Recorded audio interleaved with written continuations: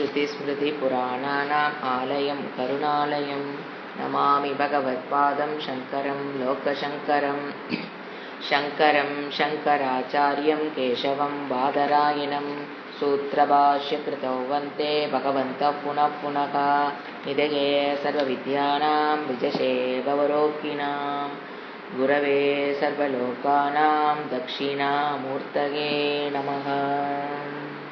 ॐ सहना भवतु सहनौ भुनक्तु सह वीर्यङ्करवावहै तेजस्विनावधीतमस्तु मा विद्विषावहै। ॐ शान्ति शान्ति शान्तिः। कैवल्य उपनिषत् शांति पाठम्। ओम भद्रं कर्णेभिः शृणुयाम देवाः भद्रं पश्येमाक्षभिर्यजत्राः स्थिरैरङ्गैः स्तुष्टुवागुंसस्तनूभिः व्यशेम देवहितैयतायुः। स्वस्ति न इन्द्रो वृद्धश्रवाः स्वस्ति न पूषा विश्ववेदाः स्वस्ति नस्ताक्षो अरिष्टनेमिः स्वस्ति नो बृहस्पतिर्ददातु। ओम शांति शांति शांतिः। ஏழாவது மந்திரம் 216வது பக்கம். உமாசகாயாம் பரமேஸ்வரம் பிரபும் த்ரிலோச்சனம் நீலகண்டம் பிரசாந்தம் த்யாத்வா முனிர்கச்சதி பூதயோனிம் சமஸ்தசாக்ஷிம் தமசப் பரஸ்தாத். இதற்கு முதல் மந்திரத்துல நிதித்தியாசனத்தை பத்தி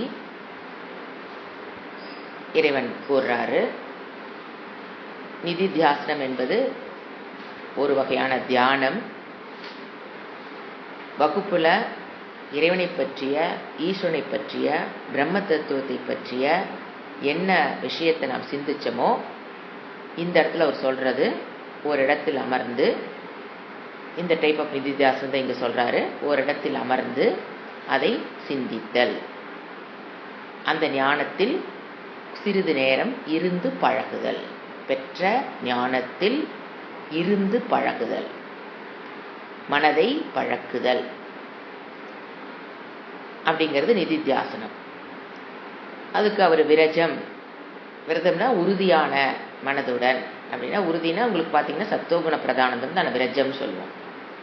உறுதியான சுத்தமான ஹிருத் புண்டரீகம் தாமரை போன்ற இருதயத்தை நோக்கி எப்படி நிதித்தியாசனம் பண்ணணுங்கிறது ஒரு என்னென்ன வார்த்தைகள் விசிந்திய, ஒரு வார்த்தையும் நான் அப்படிப்பட்டவளாக இருக்கிறேன்னு சிந்தனை பண்றது.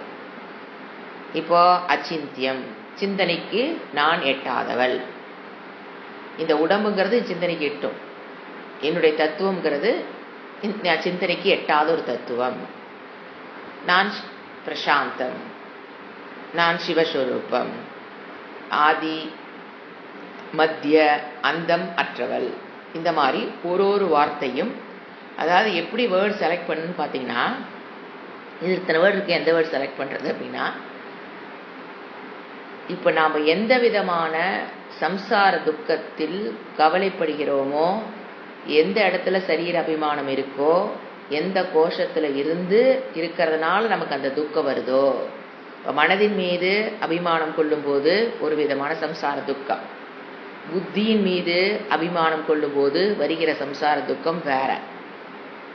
அப்ப நாம எதுல அதிகமா நம்ம துக்கப்படுகிறோம், கவலைப்படுகிறோம், உடல் சம்பந்தமான விஷயங்கள்ல எதுல?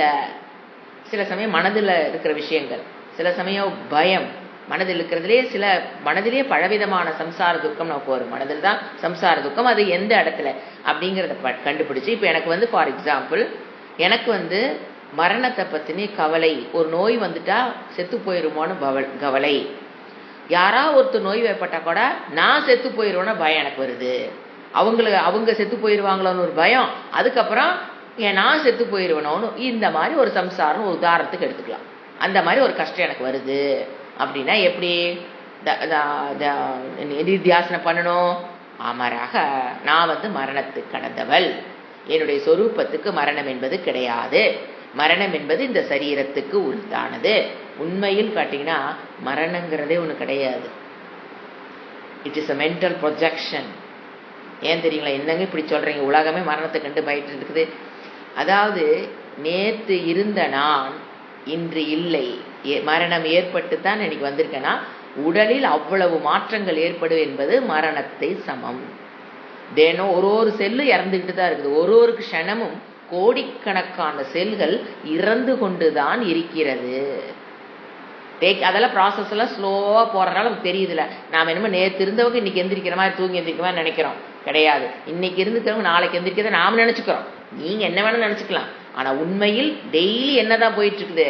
மரணம் என் உடம்பில் நடைபெற்று கொண்டுதான் இருக்கிறது. அதனாலதான் சொன்ன உண்மையான நாம் நினைக்கிறது மரணம்ங்கிறது அது மரணமே அல்ல. சூக்ஷ்ம சரீரம் ஸ்தூலத்தை விட்டு வெளியில போகுது, அவ்வளவுதானே தவிர தினம் வர்ற மரணத்தை நம்ம கண்ணுக்கு தெரியாதனால நம்ம என்ன பண்றது? ஐயோ நேற்று இருந்து என்கிட்ட இத்தனை செல்லலாம் இன்னைக்கு செத்து போச்சே நம்ம கவலைப்படுறது இல்லை. ஏன்னா அது நமக்கு தெரியாம நடைபெறுகிறது. நம் கவனத்துக்கு அப்பாற்பட்ட விஷயமாக என் உடல்ல நடைபெற்று கொண்டிருக்கிறது. அதான் சொல்றது நான் அமரனக அப்படின்னா மரண தத்துவத்தை கடந்தவளாக நான் இருக்கிறேன்னு வகுப்புல கவனிச்ச விஷயத்த தியானம் பண்ணணும். இப்படிதான் வேர்ட்ஸ் செலக்ட் பண்றது. எனக்கு என்னை எல்லாரும் சொல்றாங்க உனக்கு புத்தி இல்லை, உனக்கு அறிவு இல்லை, மற்றவங்க மாதிரி உன்னால் இன்டெலிஜென்ட்டா வேலை செய்ய முடியல, நீ ஒரு எதுக்கு லாயக்காதவன் சொல்லும் போது நமக்கு மனது கவலைப்படுதுன்னா புத்தியில் அபிமானம்னு அர்த்தம், நான் புத்தின்னு அர்த்தம். அப்ப என்ன பண்ணணும்? புத்தியை கடந்தவள். என் புத்தி செயல்படணும். அவங்க புத்தி நம்மளை திட்டுறாங்க பாத்தீங்களா, அந்த புத்தி செயல்படுறதுனால நான் வேணும். என்னுடைய இருப்பினால்தான், என்னுடைய அறிவு சொரூப்பதுனால தானே அந்த புத்தி என்ன பண்ணுது? அப்படி இந்த புத்தியை சொல்லிட்டு இருக்குது. அந்த புத்தி இந்த புத்தியை சொல்றக்கு நான் காரணம் அப்படிங்கிற இதை எடுத்து வச்சு நம்ம நிதித்தியாசனம் பண்ணணும். இது போன கிளாஸ்ல பார்த்துட்டோம். எல்லா வார்த்தையும் இன் டீட்டெயிலா 2 கிளாஸ் பார்த்துட்டோம். இப்ப ஏன் உடனே அடுத்த கிளாஸ் இதை கொடுத்தேன்னு பாத்தீங்கன்னா இது ரொம்ப ரிலேட் ஆகி வரும். இப்போ அடுத்தது அடுத்த மந்திரம் உமாசகாய். இந்த இடத்துல பாத்தீங்கன்னா அவர் டக்குன்னு இது நிர்குண பிரம்ம தியானத்துக்கு பேரு நிதித்தியாசனம். நிர்குண பிரம்மத்தை தியானம் பண்றதுக்கு பேரு நிதித்தியாசனம். அது முடிஞ்சோடனே இப்ப என்ன வந்துட்டாரு? உமாசகாயம் சிவபெருமான்ட்ட வந்துட்டார். அப்புறம் விஷ்ணுட்டி வருவார். சிவபெருமான் மட்டும்தான் வராரா, சிவனை மட்டும்தான் தியானம் பண்ணுவான்னு கிடையாது. அதனாலதான் அவர் உடனே டக்குன்னு இறைவனே மக்கள் குழம்பி போயிடுவாங்க. சிவன் மட்டும்தான் தெய்வன்வார், டக்குன்னு சிவனை விஷ்ணுக்கு வந்துருவார், இந்திரன் எல்லாத்துக்கும் வருவார். அதை நம்ம அப்புறம் பார்க்கலாம். இப்ப நம்மளே எழுப்பிக்கொள்ள வேண்டிய கேள்வி என்னன்னு கேட்டா, நிதித்தியாசனம் சொன்னோன்ன அடுத்த மந்திரத்தை ஏன் அவரு சகுன முதல்ல என்ன பார்த்தோம்? நிர்குண பிரம்ம தியானம் நிதித்தியாசனம் சொல்லி முடிச்சொன்ன அடுத்த மந்திரத்துல கனெக்ஷன், அடுத்த மந்திரத்துல ஏன் உடனே அவரு எதை பத்தி பேசுறாரு? சகுண பிரம்ம தியானம், ஈஸ்வர தியானம், தேவதைகள் தியானம், எதை வேணா எடுத்து வச்சுக்கலாம். தியானத்துக்கு வசதி இங்க இருப்பதும் ஈஷாவாசிமிதம். நீங்க எந்த விஷயத்தை எடுத்து வச்சு பண்ணாலும் அது ஈஸ்வர தியானம். அப்படிதான் சகுண பிரம்ம தியானம். அது விநாயகர் எடுத்து வச்சு சொன்னாலும் சரி, முருகர் எடுத்து வச்சு சொன்னாலும் சரி, ஓம் எடுத்து வச்சு எது பண்ணாலும் அது ஏன் what is the necessity of பகவான்?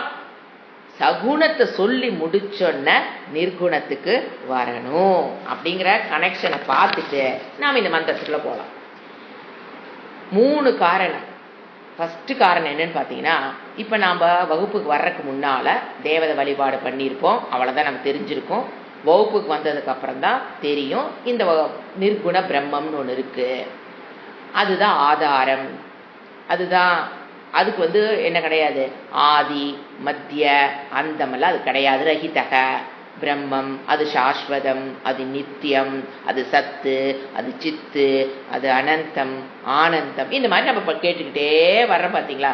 நம்மளுடைய மனதை இறைவன் எவ்வளவு தெளிவா புரிஞ்சு வச்சிருக்கிறாங்க இந்த 2 மந்திரத்துல. அவ்வளோ அழகா இருக்கும். ஃபர்ஸ்ட்டுக்கு வர்றோம், தேவதை வழிபாடு மட்டிட்டு இருப்போம். வகுப்புக்கு வந்தோன்னே இந்த மாதிரி விஷயங்கள் உள்ள நம்ம கேட்க ஆரம்பிப்போம். அப்ப இந்த மாதிரி விஷயங்கள்லாம் உனக்கு புரிய ஆரம்பிக்கும். ஏக்கம் அது பிரம்ம தத்துவத்தை பத்தி என்னென்ன புரிஞ்சுக்கிறீங்களோ அது அது ஒண்ணுதான், அது மட்டும்தான் இருக்குது. ஏக்கம், அதுக்கு ஆதி, அது நிர்குணம், இந்த மாதிரி விஷயங்கள் நம்ம கத்துக்கிட்டு வரோம். அப்போ நமக்கு முன்னால இன்னொன்னு என்ன தெரியுது, வாழ்க்கையில அனுபவத்துக்கு எது சிக்குது, ஜகத்துன்னு ஒண்ணு இருக்கும். தேவதை வழிபாடு, அதுக்கப்புறம் பிரம்ம தத்துவத்தை புரிஞ்சு வச்சிருப்போம். அதுக்கப்புறம் நம்ம கண்ணு முன்னால யாரு தெரியவா, ஜெகத்து. அது எப்படி நமக்கு தெரியுது, ஆதி அந்த, அதை படைத்தவன் யாரு, இறைவன் நமக்கு தெரியும். அப்ப அதுக்கு என்ன இருக்குது நமக்கு தெரியுது, ஆதி அந்த மத்திய எல்லாமே உடையது, அழிவுக்கு உடையது. அப்போ அப்படி ஒரு இறைவன் இருக்கிறார். அப்ப என்ன புரிய ஆரம்பிக்கும், நாம தேவதா வழிபாட்டிலிருந்து இந்த வகுப்புக்கு வந்தோன்ன ஃபர்ஸ்ட் என்ன தெரியுங்களா புரியும், ஓ நிர்குண பிரம்மம்னு ஒண்ணு இருக்குது, இந்த தேவதைகள்லாம் தனித்திருக்கிறார்கள், சகுண பிரம்மம் ஒண்ணு இருக்கு, அப்படிதான் ஃபர்ஸ்ட் புரியும். ஓ பிரம்மம்னு ஒண்ணு இருக்கு, அப்புறம் இந்த ரெண்டு பேர்த்தையும் பிரிச்சிருவோம். கண்டிப்பா பிரிச்சுதான் புரிந்து கொள்வோம். நான் சொல்லல, இறைவன் சொல்றாரு இங்க. கண்டிப்பா நாம கும்பிடுற தெய்வம் எல்லாம் வேற, இது ஏதோ வேற ஒண்ணு சொல்லிட்டு இருக்கிறாங்க, சரி கேட்டு பார்ப்போம். அப்ப நிர்குண பிரம்மம்னு ஒண்ணு இருக்கு. அப்ப என்ன ஆகாங்க, துவைத வர்றதுக்கு வாய்ப்புகள். அது என்ன, நான் கும்பிடுற தேவதைகள்லாம், ஏன்னா அவங்கள நம்ம விட்டுக்கூடிய, ஏன்னா ஆரம்பத்திலிருந்து நம்ம ஒரு வழிபாடு பண்ணிட்டு இருக்கும்போது நாம அதை அப்படியே இதுல கொண்டு சொல்யூஷன் பண்ணி கண்டுபிடிக்க கலந்து நிர்குணம் பண்ணாம நம்ம பண்ண முடியாது. அப்ப எப்படி இருக்கு நம்ம மனசுக்குள்ள பிகினிங்ல எப்படி இருக்கும், ஓ நிர்குண பிரம்மம்னு ஒண்ணு இருக்கு, சகுண பிரம்மம்னு ரெண்டு பிரம்மம் இருப்பதாக, தேவதாக்கள் தனியா, பிரம்ம தத்துவம்ங்கிறது தனியாக, குணத்துடன் கூடிய குணமில்லாம ரெண்டு பிரம்மம் இருக்குது அப்படின்னு முதல்ல புரியும். சோ அதை நீக்குவதற்காக என்ன பண்றாரு அவரு, நிர்குண பிரம்மம் எது சாஸ்திரம் டீச் பண்ணுதோ அது சகுணத்தை சகுணம், சகுணம் என்பது அந்த நிர்குணத்தை தவிர்த்து வேறல்லன்னு காமிக்கிறக்காக தியானத்தின் மூலியமாக நம்ம என்ன பண்ணுது, மனதை ஒன்றுபடுத்தி அந்த துவைத புத்தியிலிருந்து வெளிவருவதற்காக என்ன கொடுக்குது, நிதித்தியாசனம் முடிஞ்சோன்ன சகுண பிரம்ம தியானத்தை ஏன் கொடுக்குதுங்கிறதுக்கு முதல் காரணம் முடிந்தது. நம்ம மனதில் இருக்கிற குறைகளை நீக்குவதற்காக, துவைத புத்தி வந்திருக்கும், அதை நீக்குவதற்காக. அந்த அடுத்தது ரெண்டாவது பாயிண்ட், ஏன் இந்த இடத்துல மெடிடேஷன் கொண்டு வராரு, தியானத்தை கொண்டு வரான்னு பாத்தீங்கன்னா, இப்ப நிர்குண தியானம் செய்யறோம். ஒரு இடத்துல ரெண்டு டைப் ஆஃப் நிதித்தியாசனம், இந்த இடத்துல சொன்னது ஒரு இடத்துல அமர்ந்து செய்யக்கூடிய நிதித்தியாசனத்தை நம்ம செய்யறோம். செய்ய உட்கார்ந்துட்டீங்க, ப்ராப்ளம் வரும். இறைவன் சொல்றார் ரெண்டு ப்ராப்ளம் வரும். நிதித்தியாசனம் பண்ணலான்னு ஒரு வேதாந்திக் ஸ்டூடெண்ட் உட்கார்ந்தா you will be facing two problem. ஒரு ப்ராப்ளம் என்னன்னா, பண்ணி பார்த்துருந்தீங்கன்னா தெரிஞ்சிருக்கும், பண்ணலீங்கன்னா தெரிஞ்சிருக்காது. பண்ணி பாருங்க தெரியும், ரெண்டு பிரச்சனை வரும். ஒன்னு என்ன தெரியுங்களா, உட்கார்ந்து திங்க் பண்ண ஆரம்பிச்சிருவோம். சிறிது நிமிடங்களுக்கு பிறகு மனம் அதில் நிக்கிற சக்தியை இழந்து விடும். டக்குன்னு வெளியில போகுதுன்னு என்ன அர்த்தம், மனம் தன் சக்தியை, நீங்க இந்த விஷயத்துல சிந்திச்சு பாருன்னு சொல்லி உட்கார்ந்தோன்ன சில நிமிடங்களில் அதில் நிற்கிற சக்தியை மனம் இழந்துவிடும்.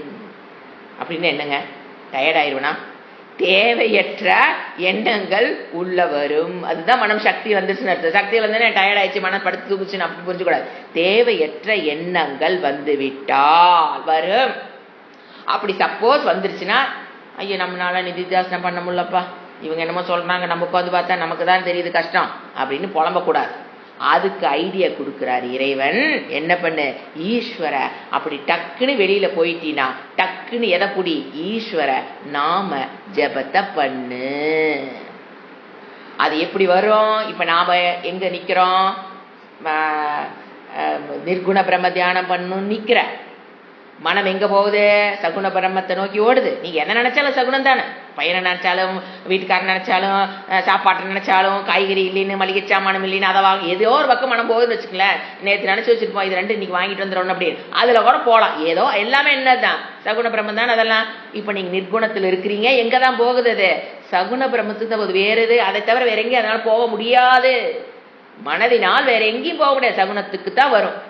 அப்படி சக்தியை இழந்து சகுனத்துக்கு வந்துருச்சுன்னா, அரிசி பருப்பு ஏதோ ஒண்ணு வந்துருச்சுன்னா, இப்ப நமக்கு பாதுகாப்பாக வருகிற அரண் யாருன்னு கேட்டீங்கன்னா ஈஸ்வர நாம ஜபம். டக்குன்னு என்ன பண்ணணும், அது மாதிரி பண்ணிட்டு இருக்கீங்க, மனசு வெளியே போயிடுச்சுன்னா ஐயோ போயிடுச்சேன்னு புலம்பக்கூடாம ஈஸ்வர நாம ஜபத்தை பண்ணணும். அப்ப ஈஸ்வர நாமம் ஜபம்ங்கிறது எது? நமக்கு பாதுகாப்பு படை வச்சுக்கோங்க. அப்படி ஈஸ்வர நாம ஜபம் பாதுகாப்பு படை. அதை போல நாம தான் வில்ஃபுல்லா கொண்டு வந்து நிறுத்தணும். சோ எப்பெல்லாம் மனம் நிர்குணத்திலிருந்து சகுனத்துக்கு வருதோ அப்ப பாதுகாப்பு படையாக ஈஸ்வர நாமத்தை சொல்லுங்க. இது ஃபர்ஸ்ட். சொன்னீங்க அப்படின்னா கொஞ்ச நேரத்துக்கு நாம ஈஸ்வர நாமத்தை நீங்க சொல்ல ஆரம்பிச்சோன்னா திருப்பி நிர்குணத்துக்கு வந்து நிற்கும். செஞ்சு பார்க்கணும். செஞ்சா இதெல்லாம் எழுதி வச்சு நோட்ல எழுதி வச்செல்லாம் வேலைக்காகாது. பிராக்டிக்கலா செஞ்சு பாருங்க. நிதித்தியாசனம் பண்ண உட்காந்து பாருங்க. ஒரு 2 நிமிஷமாவது 5 நிமிஷமாவது உட்காந்து பாருங்க. அப்ப கண்டிப்பா மனம் வெளியில போகும். மனம் சக்தி இழந்துருச்சு, புத்தி இருக்கணும். புலம்பாம ஈஸ்வர நாமத்தை சொல்லுங்க. அந்த அன்னைக்கு அந்த நிதித்தியாசனம் முடிச்சுக்குங்க. இல்ல ஈஸ்வர நாம சொன்னோன்னே திருப்பி எனக்கு நிர்குணத்துக்குள்ள வருது அப்படின்னா கொஞ்ச நேரம் நிர்குணம் பண்ணிட்டு மேக்ஸிமம் எல்லாமே ஒரு 10 மினிட்ஸ் தாங்க. 10 மினிட்ஸ்க்கு தான் இத்தனை வேலை பண்ண சொல்லிட்டு கொடுத்துருக்கணும். உட்காடுறீங்க, ஒரு 2 நிமிஷம் இருக்கும், வெளியில போகுது, உடனே ஈஸ்வர நாமத்தை சொல்லி பாருங்க. மனம் அங்கேயே இருக்குதுன்னா அங்கேயே நில்லுங்க. இல்ல திருப்பி நிர்குணத்துக்கு வருதுன்னா வரும். நீங்க பாருங்க, அங்க போனீங்கன்னா இங்க வரும், இங்க போனா அங்க வரும். அது மனதினுடைய அது ஹேபிட் அப்படிதான். ஈஸ்வர நாமத்தை பண்றீங்கன்னா டக்குன்னு எங்க வர வாய்ப்பு அதிகம்? நிர்குண பிரம்மத்துக்கு திரும்பி வருவதற்கு வாய்ப்பு அதிகம். எப்படி சொல்லி கொடுக்குறாரு பாருங்க இறைவன். அப்படி பண்ணிக்கோ. சரி ஏங்க உட்கார்ந்து 2 நிமிஷம் என்ன என்னால நிதித்தியாசனம் என்னன்னே எனக்கு புரிய. அடுத்த கேட்டகரி நிதித்தியாசனம் எனக்கு என்னன்னே தெரியலீங்க. எனக்கு நிர்குணத்துல விட்டு என்ன நிர்குணத்துக்கே என்னால வர முடியவில்லை. என்னால நிதித்தியாசனம் நீங்க என்ன சொல்றீங்கன்னு எனக்கு புரியல. என்ன பண்ணணும்னு தெரியல. நீங்க என்ன சொல்றீங்கன்னு எனக்கு புரியல. கண்ண மூடி உட்கார்ந்தா சிவனை தியானம் பண்ணா தெரியுது, விஷ்ணுவை தியானம் பண்ணா புரியுது, நிர்குண பிரம்மணம் எனக்கு என்னன்னே சுத்தமா தெரியல அப்படின்னா இறைவன் என்ன சொல்றாரு? வகுப்புகளை விடாம அட்டன் பண்ணு. ஞானத்தை வகுப்புகளில் முதல்ல இன்னும் கொஞ்சம் ஞானத்தை பெறணும்னு அர்த்தம். Don't lose your hope. வகுப்புகளை தொடர்ந்து கேளு. சகுன பிரம்ம தியானத்தையும் பண்ணிட்டு மெடிடேஷனையும் விட்டுறாத. நீ எதை சிவனை மெடிடேஷன் பண்ணியா, விநாயகரை மெடிடேஷன் பண்ணியா, எந்த தேவதை குறித்து நீ மெடிடேஷன் பண்ணினியோ அதையும் வகுப்பு கேட்டதை விட்டுறாத. சிரவணத்தை விட்டுறாதுங்கிறாரு. நான் அது வகுப்புன்னு மாத்திக்கிட்டேன், அவ்வளவுதான். சிரவணத்தை நீ விட்டுறாத. தொடர்ந்து சிரவணம் பண்ண பண்ண என்ன புரியும்? முதல்ல நிதித்தியாசனம் என்னன்னு புரிய ஆரம்பிக்கும். புரிஞ்சதுக்கு அப்புறம் உட்கார்ந்து பண்ண முயற்சி பண்ணுவீங்க. பண்ண முயற்சி ஆரம்பிச்ச காலத்துல அது வெளியில போகும். அப்ப ஈஸ்வர நாமத்தை சொல்லுங்க. கொஞ்சம் course of time. You must give enough time to your mind to get matured. அதை கொடுத்தீங்கன்னா என்ன ஆகும்? மனம் நிர்குண தியானத்துல வந்து அழகா ஒரு 5 நிமிஷத்துக்கு உட்கார்ந்து இருக்கும். சோ இந்த நாளதான் எதை கொடுத்திருக்காரு அவரு? சகுண பிரம்மம் எவ்வளவு தேவைப்படுது? நிர்குண பிரம்ம தியானம் செய்யும் போது, நிதித்தியாசனம் பண்ணும் போது பண்ண முடியாதுலேங்கிறவங்களுக்கு சகுண பிரம்மம் அவசியம். அதனாலதான் நிர்குண பிரம்மத்தை பத்தி சொல்லிட்டு ஸ்டூடெண்ட் பொக்குன்னு போயிடுவான். என்னால நிக்க முடியல, இத்தனை விஷயங்கள் சொல்றீங்க இறைவா, என்னால நிக்க முடியல, நீ பொக்குன்னு போயிடக்கூடாதுன்னு உடனே என்ன சொல்றாரு? அடுத்தது டோன்ட் வரி, எங்கிட்ட கைவசம் நிறைய டெக்னிக்கலா இருக்குது, இதையெல்லாம் பண்ணி பாரு, அப்புறம் நீ எங்க வந்துடுவ நிர்குண பிரம்மத்துக்குள்ள ஒரு 10 நிமிஷம். ஏன்னா அவர் வந்து ஒரு இடத்துல உட்கார்ந்து பண்ற நிதித்தியாசனம் தான் ஃபர்ஸ்ட் சொல்லாது. ஏன்னா அதுதான் பிகினிங். அதை நீ பண்ணிக்கிட்டே இருக்கத்தான் நம்ம என்ன பண்ணலாம்? நிதித்தியாசனம்ங்கிறது ஒரு இடத்துல அமர்ந்து பண்ணாமல் டிரான்சாக்ஷன் பண்ணும் போதே நம்ம நிதித்தியாசனத்துல இருக்கிறதுங்கிறது அது ஃபைனல் ஸ்டேஜ். அதை நம்ம கற்பனை பண்ணக்கூடாது. இந்த 5 நிமிஷம் 10 நிமிஷத்துக்கு மேல இது கிடையாது. அது கஷ்டங்கிறதுக்காக அவரு சொல்றாரு. இப்ப இதுல நம்ம மந்திரத்துக்குள்ள வரலாம். எப்படி பண்ணணும் அப்படிங்கறது நம்ம பொசிஷன் இதெல்லாம் வந்து நிறைய தடவை கேட்டாச்சு. நாம நேரா எப்படி சகுன பிரம்ம மெடிடேஷன் எப்படி பண்ணணும், நார்ம்ஸ் ரூல்ஸ் ரெகுலேஷன்ஸ் எல்லாம் இருக்கு. அதை ஃபாலோ பண்ணித்தான் பண்ணணும். இறைவன் கொடுத்த மெத்தட்ல தான் உபாசனைன்னு பேரு. அதைத்தான் பண்ணணும். தனி மனிதன் புத்தியில வர்றத பண்ணக்கூடாது. அப்போ நீங்க ஒரு 10 நிமிஷம் 15 நிமிஷம் தியானம் பண்றீங்கன்னா பகிர் சாதனம் ஆந்தர சாதனம்னு இருக்கும். பகிர் சாதனம்னா 23.75 மணி நேரம் எப்படிப்பட்ட வாழ்க்கை வாழ்றீங்களோ அதை பொறுத்து தான் the quality of meditation will fixed. The quantity time, quality of meditation. அதுக்கு இருக்கு இல்லைங்களா, ஒருக்குன்னு ஒரு குவாலிட்டி இருக்கு இல்லையா, அது அப்பதான் ஃபிக்ஸ் ஆகும் கரெக்டா. அப்ப 23 பகிர் சாதனம் 23.25 நேரம் நான் என்னங்க எப்படி என்ன பண்ணணும்னு இறைவன் எதிர்பார்க்கிறாரு? கர்மயோகம் வேற என்ன, பஞ்சமகா யக்ஞம் வேற என்ன. அவர் என்ன புதுசா ஒன்னொன்னு உங்களுக்கு ஆட் பண்ணிட்டே இருக்க பாரு, ஒண்ணும் கிடையாது. பஞ்சமகா யக்ஞத்தை ஒழுங்கா பண்ணிக்க பாருங்க. இப்ப நீ சாதாரண மெடிடேஷன் பண்றக்கே என்ன தேவைங்கிறாரு? பஞ்சமகா யக்ஞம் கர்மயோகம் அவசியம். இதுதான் உங்களை மனதை தியானத்துக்கு கொண்டு உட்கார வைக்கக்கூடிய 23.25 மணி நேரம் வாழ்க்கை கர்மயோகம். நீதி தியாசனம் பண்றதுக்கு தியானம் பண்றதுக்கு கர்மயோகம் பஞ்சமகா யக்ஞங்கள் வில் ஹெல்ப் யூ. அதுதான். அப்ப என்ன ஆகுவீங்க? அது செய்யும் போது ஆட்டோமேட்டிக்கா சத்துவகுண பிரதானம் எல்லாம் அப்படியே சேர்த்தீங்க, சாதன சதுஷ்டய சம்பத்தி எல்லாம் என்ன ஆகும்? கொஞ்சம் கொஞ்சமா நமக்குள்ள வர ஆரம்பிக்கும், கண்டிப்பா வர ஆரம்பிக்கும். அப்போ அந்த 23.25 நேரம் அந்த வாழ்க்கையை வாழ்ந்துட்டு இப்ப என்ன, அப்பதான் உன்னால 10 நிமிஷம் உட்கார முடியுங்கிறார். ஒரு 15 நிமிஷம் நீ உட்காரணும்னா 23.25 மணி நேரம் plays a very very important role. ஆனா என்ன சொல்லி கொடுக்குறாங்க இந்த காலத்துல? நீ எங்க வேணா போய்க்கோ, எப்படி வேணா இருந்துக்கோ, எதை வேணா சாப்பிட்டுக்கோ, எதை வேணா பண்ணிக்கோ, 2 மணி நேரம் சினிமாவும் பாரு, 3 மணி நேரம் சினிமாலே உட்காந்து நீ அந்த நேரத்துக்கு மெடிடேஷன் பண்ணிட்டீங்கன்னா போதும். தப்பு தப்பு தப்பு. 23 நேரம் எவ்வளவு நேரம் எல்லாமே மிதம்னு சொல்லு சாஸ்திரம். மிதமா சாப்பிடணும், மிதமா தூங்கணும், மிதமா விளையாடணும், மிதமா பேசணும், எல்லாமே மிதம் மிதம். ஓவரா இருக்கக்கூடாது, பண்ணாம இருக்கக்கூடாது. லைஃபுக்கு எவ்வளவு தேவை மிதமான ஒரு வாழ்க்கையை பிடிச்சி சத்தோகுண பிரதானத்துக்கு வந்தீங்கன்னா தான் இங்க 10 நிமிஷம் நம்மளால உட்காரவே முடியும். என்ன சாப்பிட்றோம், எவ்வளவு தூங்குறோம், யார்கிட்ட பேசுறோம், எங்க போறோம், எங்க வர்றோம், என்னத்தை பேசணும், எப்படி பேசணும், என்னத்தை பேசணும், எவ்வளவு எல்லாம் பிளேஸ் வெரி ஏன் எல்லாம் எங்க பதியுது? மனதில் தானே பதியுது. இந்த 1/4 மணி நேரம் அந்த மனதை தானே பிடிக்கிறீங்க. அப்ப மனதை பக்குவமா வச்சிருந்தா தானே மெடிடேஷன் சிக்கும். இந்த மனதில் கண்ட இம்ப்ரெஷன்ஸ் எல்லாம் போட்டுருவேன் அப்படின்னா அப்புறம் தியானம் எப்படி மனம் அப்புறம் அமையாது. அது ஏமாத்து வேலை. அப்படியே அமைதினா அதெல்லாம் சுத்த ஏமாத்து வேலை. இனி லாஜிக்கே என்ன? மனதுல எப்படிப்பட்ட பதிவுகள் இருக்குதோ தட் வில் சப்போர்ட் மெடிடேஷன். அப்ப எப்படிப்பட்ட பதிவுகள் இருந்தா நாம சப்போர்ட் பண்ணுதோ அந்த பதிவுகளை உண்டான வாழ்க்கையை நம்ம வாழ கத்துக்கணும். என்ன வேணா போவேன், எப்படி வேணா வாழ்வேன் அப்படின்னா கண்ட பதிவுகள் வந்துடும். அப்ப இங்க மெடிடேஷன் எப்படி ஆகாது? அப் டு குவாலிட்டியே இருக்காது. அது இதுதான் பகிர் சாதனம். அடுத்த ஆந்திர சாதனம்ங்கிறது ஜஸ்ட் பிஃபோர் சிட்டிங் மெடிடேஷன். அமைதியான இடமா இருக்கணும். விவிக்த தேசே ஆரம்பிச்சு இல்லைங்களா பகவத்கீதை. தனியான இடம், அமைதியான இடத்துல அடியில் ஒரு மேட்டை போட்டு வெறுநிலத்துல உட்காராத, உனக்கு பயம் வருகிற இடமெல்லாம் பார்த்து உட்கார்ந்துராத, பயம் இல்லாத வீட்டில் தனிமையான ஒரு இடத்தை கண்டுபிடிச்சு ஒரு குறிப்பிட்ட காலத்துல தொடர்ந்து பண்ணணும். டைமை மாற்றக்கூடாது. 2 நாளைக்கு சேர்த்து ஒரே நாள் பண்ணிட்டு அடுத்த நாள் லீவ் விடுற வேலையெல்லாம் நடக்காது. ஒரு நாள் கூட லீவ் விடாம உட்கார்ந்து பண்ணணும். உட்காரும் போது அடுத்த பொசிஷன் எப்படி? தலை, கழுத்து, முதுகெலும்பு எல்லாம் நேர்கோட்டில் வச்சு சுக ஆசனம். சமங்கால் போடுறேன் நான் போட்டுக்கலாம், வச்சிராசனம். உனக்கு எது சுகமோ, சேர்ல தான் என்னால உட்கார முடியும், இட்ஸ் ஓகே. சுக ஆசனம் அவ்வளவுதான் சொல்லு. ஒரே வேர்டு சுக ஆசனம். ஏனி ஆசனம். ஆசனம் மீன்ஸ் பொசிஷன்.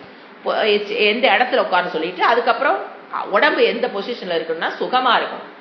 எனக்கு தியானம் பண்ணும்போது உடம்பு அங்கேயும் இங்கேயும் வலிக்க கூடாது. அந்த மாதிரி ஒரு எந்த உங்களால முடியுதோ அதுல உட்காந்துக்கோ. அப்புறம் நீங்க ஒரு இறைவனோட நாமத்தை எடுத்து வச்சு, அல்லது 2 பதஞ்சலிக்குள்ள போனீங்கன்னா அப்படியே கடலாட்ட கொடுத்துருக்காரு ஐடியா. எதாவது தியான விஷயத்துக்கு எடுத்துக்கலாம். நீ நேற்று கோயிலுக்கு போயிருக்கோ, ஒரு அபிஷேகம் பண்ணியிருப்பாங்க, அது சிவலிங்கத்தை அபிஷேக பாலோட நீ பார்த்துருக்கியா, பிடிச்சி வச்சுக்கோ. அதையே பண்ணு. மனம் எங்க லயிக்குதோ கண்டுபிடிக்க. நாம தான் லயிக்கணும். உங்களோட மனம் எங்க லயிக்குதுன்னு அவங்கவுங்களுக்கு தான் தெரியும். சில பேர்த்துக்கு விஷ்ணு அப்படியே அலங்காரமா பார்த்து அப்படியே மனசுல திருப்பி திருப்பி வரும். அதில் மனசு அப்படியே லயிச்சிடும். ஸோ நம்ம கண்டுபிடிக்க மனம் எங்க ஈஸியா என்னது லயிக்குது அப்படின்னு என்னங்க, அது போய் பிடிச்சிக்குதுன்னு அர்த்தம். எந்த விஷயத்தை போய் பிடிச்சிக்குதோ அது மயில் கல்லுன்னு சொல்றாங்க பார்த்துங்க. அதுல உன் மனம் பிடிச்சிருந்தா கூட பிடிச்சிக்கோங்க வரும். அதான் சரி. அது மேட்டரே கிடையாது. என்ன பண்ணா இந்த விஷயத்தை பண்ணா பவர் அதிகம், இந்த விஷயத்தை பண்ணா அதெல்லாம் ஒன்றும் கிடையாது. ஏன் எல்லாம் ஈஷா வாஷி மிதகும் சரவணி எதை எடுத்து வச்சா மயில்கல்லை எடுத்து வச்சு தியானம் பண்ணாலும் அது யாருதான்? ஈஸ்வரன். நான் விஷ்ணு எடுத்து வச்சு பண்ணனால அவர் என்னதுதான்? ஈஸ்வரன். நான் இன்னைக்கு திருப்பதிக்கு போயிட்டு வந்தாங்க, எனக்கு அந்த அலங்காரம் எனக்கு ரொம்ப மனசு லயிச்சிச்சுன்னா அந்த அன்னைக்கு யூ டேக் விஷ்ணு. இன்னைக்கு நான் சிவன் கோயிலுக்கு போனேங்க, எனக்கு அந்த விஷயம் எனக்கு ரொம்ப மனசு லயிச்சுது, மனசு ரொம்ப பிடிச்சிது, அதைத்தான் லயிச்சதான் பிடிச்சதுன்னு சொல்லுவோம். பிடிச்சதா நீ அந்த அன்னைக்கு அதை எடுத்து பண்ணு. விஷயங்கள் எது வேணா வச்சுக்கலாம். பதஞ்சலி ஃபுல் ஃப்ரீடம் கொடுத்துருவாரு. மனம் வாழ்க்கை முறை ரொம்ப ஸ்ட்ரிக்டா இருக்கணும். எந்த விஷயம் எடுக்கிறங்கிறது மேட்டரே கிடையாது. எதை வேணா நீ அவர் கடைசியில சொல்லும்போது பாத்தீங்கன்னா, உனக்கு ஒரு எந்த ஈவெண்டா இருந்தாலும் ஓகே பாரு, அதை பத்தி பிரச்சனையே கிடையாது, எதை வேணா எடுத்து இதைத்தான் பண்ணுங்கிறது கிடையாது ஆச்சுங்களா. எவ்வளவு தூரம் வேணாலும் இறங்கி வருவார். ஏன்னா யாருடைய மனம் எதுல லைக்குதுன்னு அவங்களுக்கு தான் தெரியும். அவர் 15 என்ன பண்ணுவார், அதனால அவர் ஃப்ரீடம் கொடுத்துருவார். உனக்கு எதுல லைக்குதோ பிடிச்சிக்கோ, பண்ணிக்கோ. உங்க அப்பா பத்தி ஞாபகம் அதிகமா வருதா, பிடிச்சிக்கோ, பண்ணு, தப்பே கிடையாது. ஏன்னா அது ஈஸ்வராவாசியம். இதற்கும் சரி, நமக்கு வேணுங்கிறது நிர்குண பிரம்மம் இல்ல, சகுண பிரம்ம தியானம். எதை வேணா எடுத்து பண்ணலாம். அப்புறம் காலம் கண்டிப்பா, நியமங்கள் கண்டிப்பா அதுக்குலாம் உண்டு ஆச்சுங்களா. இது பிரகாரம் தான் உமா சகாய். இப்ப நம்ம இதுக்குள்ள வரும்போது இதெல்லாம் நம்ம பகவத்கீதையில படிச்சிருப்போம், தெரிஞ்சிருப்போம். இவங்கெல்லாம் சீனியர் ஸ்டூடெண்ட்னு இதெல்லாம் கட் பண்ணிட்டு எங்க வந்துட்டார், வேணும்னா போய் பகவத்கீதையில படிச்சுக்கோ. இவர் அப்படி சொல்லிருக்க மாட்டார். ஏன்னா இவர் சொல்ற இறைவன் சொல்றதுக்கு முன்னால பகவத்கீதை வரல. இவர் என்ன சொல்லிட்டாரு, பதஞ்சலியோ என்ன சொல்றாரோ அதை ஃபாலோ பண்ணிக்கன்னு இவர் பாருங்க எதுவுமே சொல்லல. இறைவனே எங்க போய் படிச்சுக்க சொல்றாரு, பதஞ்சலி என்ன கொடுத்துருக்காரோ அதை கத்துக்கிட்டு வந்து உட்காந்து தியானம் பண்ணு, அவ்வளவுதான். ஒரே லைன். என்ன பண்ணணும், ஃபர்ஸ்ட் வேர்டு உமா சகாயம். என்னன்னு எடுத்து வச்சுக்கலாம். உமையுடன் கூடிய அப்படின்னா அர்த்தநாரீஸ்வரர். சில பேர்த்துக்கு அந்த ரூபம் ரொம்ப மனசுல ஈக்கும்.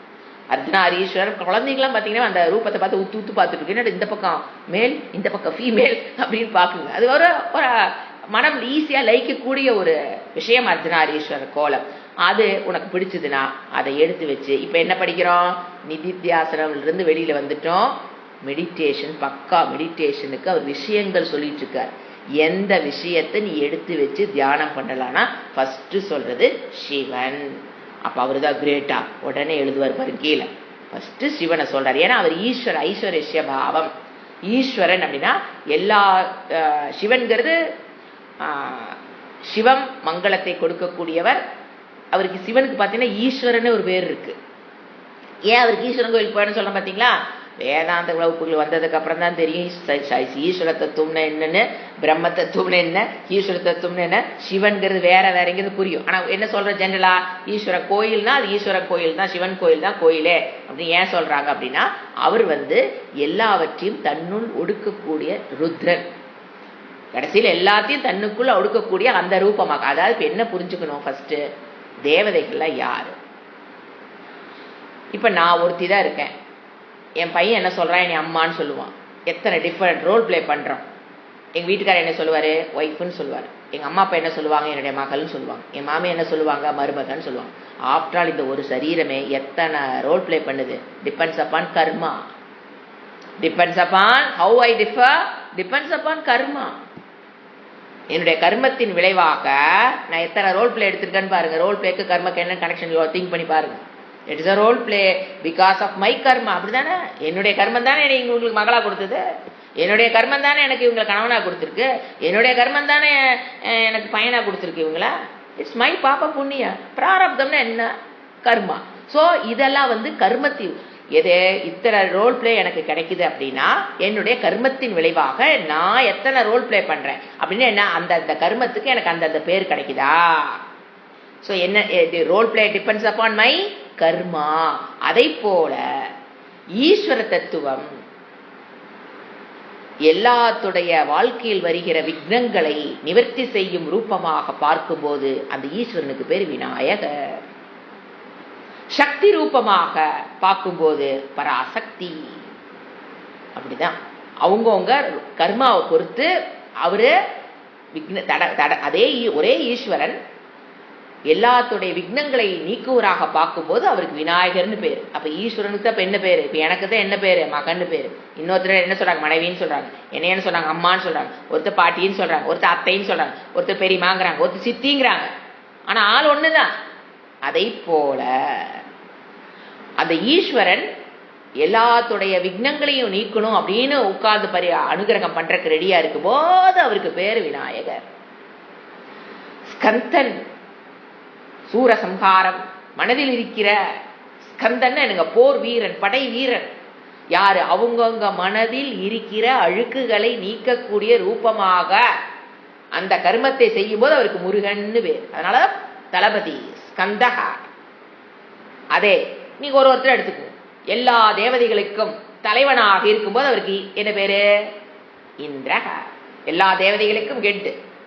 எல்லாத்து சரி சூக்ஷ்ம சரீரத்தையும் சூழ சரி பிரிக்கணும் இல்லையா அவரு. அதை பண்ணும்போது அவருக்கு பேரு யம தர்மராஜா. ஒரே ஆள் ஒருத்தர் தான். எப்படி அம்மா பொண்ணு அப்பா பாட்டி அத்தை எத்தனை ரோல் பிளே வருது. ஸோ டிபெண்ட்ஸ் அப்பான் த கர்மா ஈஸ்வரா டூயிங், த நேம் டிஃபர்ஸ். முதல்ல அதை தெளிவா தெரிஞ்சுக்கணும். அதுல பாகுபாடு கிடையாது. ஏங்க ஈஸ்வரன் விநாயகரை பார்க்கும்போது அவர் சக்தி அதிகமாகவும், அதே ஈஸ்வரன் முருகனா பார்க்கும்போது சக்தி கம்மியாகவும், அதே ஈஸ்வரன் சிவனா பார்க்குறோம் ஸ்திதிகர்த்தா. அடுத்து சிவன் பிரம்மா விஷ்ணு பாருங்க, அவர் உலகத்தை படைக்கும் போது அவருக்கு என்ன பேர் கொடுக்குறோம்? பிரம்மாஜி. அதே ஈஸ்வரன் ஸ்திதிகர்த்தாவா இந்த உலகத்தை ஸ்திதினா நடத்தி செல்வராக பார்க்கும்போது அவருக்கு பேர் விஷ்ணு.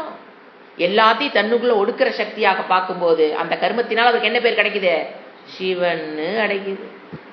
இதுல யாரு வசத்தின்னு சொல்லுவீங்க, யாரு கம்மின்னு சொல்லுவீங்க? சொன்ன என்ன முட்டாள்தனம். ஒரே ஈஸ்வரன் புரிஞ்சுக்காம அவரே அவதார புருஷனாக வரும்போது அவருக்கு பேரே கிருஷ்ணா. அதே அவதார புருஷன் ராமர். அதே அவதார புருஷனாக்கி அவதாரத்தின் அவதாரம் எனக்கு அவதாரத்தி மேல இருந்து கீழே இறங்கி வராங்க.